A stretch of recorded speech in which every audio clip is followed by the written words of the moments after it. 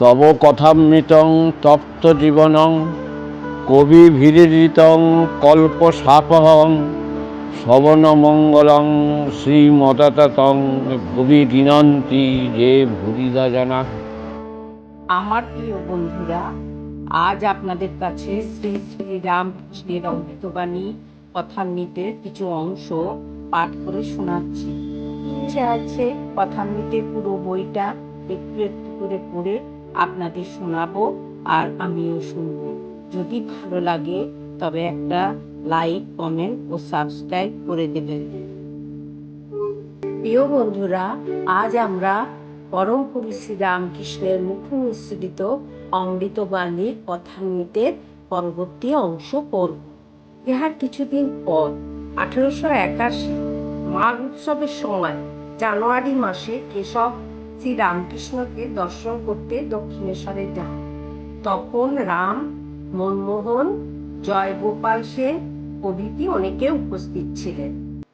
1803 শকাব্দ পয়লা শ্রাবণ, কৃষ্ণা চতুর্থী, 1288 শুক্রবার 15 জুলাই 1881 কেশব আবার শ্রীরামকৃষ্ণকে দক্ষিণেশ্বর হইতে স্টিমারে তুলিয়া আনেন। 1881 নভেম্বর মাসে মনমোহনের বাটিতে যখন ঠাকুর আগমন করেন ও উৎসব হয়, তখনও কেশব নিমন্ত্রিত হইয়া উৎসবে যোগদান করেন।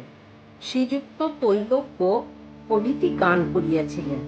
1881 ডিসেম্বর মাসে রাজেন্দ্র মিত্রের বাটিতে শ্রীরামকৃষ্ণ নিমন্ত্রিত হইয়া যান। শ্রীযুক্ত কেশবও গিয়েছিলেন। বাটিটি ঠনঠনে পেচু চ্যাটার্জি স্ট্রিটে। রাজেন্দ্র, রাম ও মনমোহনের মেসমশাই। রাম, মনমোহন, ব্রাহ্মভক্ত রাজমোহন, রাজেন্দ্র কেশবকেও সংবাদ দেন ও নিমন্ত্রণ করেন। কেশবকে যখন সংবাদ দেয়া হয়, তখন তিনি ভাই অঘোরনাথের শোকে অসৌচ গ্রহণ করিয়াছিলেন। প্রচারক ভাই অঘোর 24 অঘ্রাণ 8 ডিসেম্বর বৃহস্পতিবারে লক্ষ্ণৌ নগরে দেহত্যাগ করেন। সকলে মনে করিলেন কেশব বুঝি আসিতে পারিবেন না। কেশব সংবাদ পাইয়া বলিলেন, সে কি, পরমহংস মহাশয় আসিবেন আর আমি যাইব না? অবশ্যই যাইব, অসৌচ, তাই আমি আলাদা জায়গায় খাব। মনমোহনের মাতা ঠাকুরানী পরম ভক্তিমতী শ্যামাসুন্দরী দেবী ঠাকুরকে পরিবেশন করিয়াছেন। রাম খাবার সময় দাঁড়াইয়াছে। যেদিন রাজেন্দ্রের বাটিতে শ্রীরামকৃষ্ণ শুভাগমন করেন, সেই দিন অপরাহ্নে পুরেন্দ্র তাহাকে লইয়া চীনাবাজারে তাহার ফটোগ্রাফ করিয়াছিলেন। ঠাকুর দণ্ডায়মান সমাধিস্থ। বন্ধুরা, আজ এই পর্যন্ত। আবার কাল আমরা পড়ব, আপনারা শুনবেন, কিন্তু খুব ভালো লাগবে, আনন্দে মন পরিপূর্ণ হয়ে যাবে। জয় ঠাকুর, জয় মা, জয় স্বামী।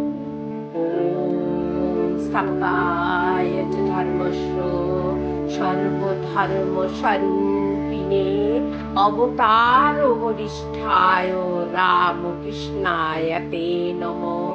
ওম জননী শারদাং দেবী রামকৃষ্ণ জগৎগুরু পাদপদ্মে তয়োশ্রিতাং প্রণমামি মুহুর্মুহুঃ।